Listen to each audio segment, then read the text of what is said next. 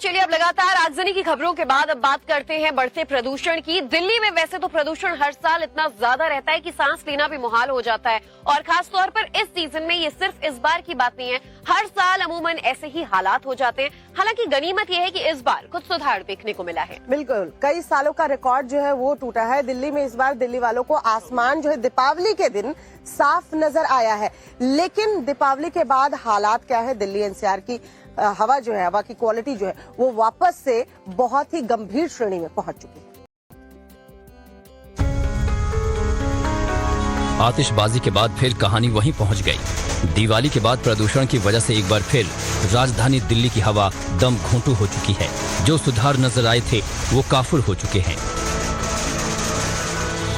ये तस्वीरें दिल्ली के नागलोई की हैं, जहां सुप्रीम कोर्ट की ओर से लगाए गए बैन के बावजूद दिल्ली में लोगों ने जमकर पटाखे जलाए।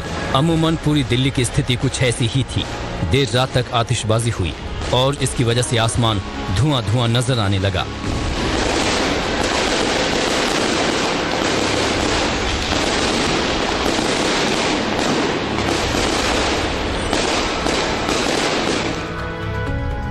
आतिशबाजी की वजह से एक बार फिर दिल्ली में स्मॉग बढ़ गया। स्मॉग के चलते कई इलाकों में विजिबिलिटी बेहद कम हो गई। आर के पुरम इलाके में आसमान पर धुएं की परत नजर आई। बता दें कि बारिश क्या हुई, दिल्ली की तो हवा ही बदल गई। साथ ऐसा हुआ कि दिल्ली वालों को दिवाली के दिन साफ आसमान नजर आया। इतना ही नहीं, हवा सांस लेने के काबिल हुई। दिल्ली में दिवाली के दिन 8 साल में सबसे अच्छी हवा की गुणवत्ता दर्ज की गई। रविवार को राजधानी का AQ लेवल 218 रहा। लेकिन दिल्ली में आतिशबाजी का असर हवा में नजर आया। प्रदूषण के चलते AQI लेवल फिर से बढ़ गया। 2 दिन की राहत के बाद प्रदूषण में बढ़ोतरी की आशंका जताई जा रही है।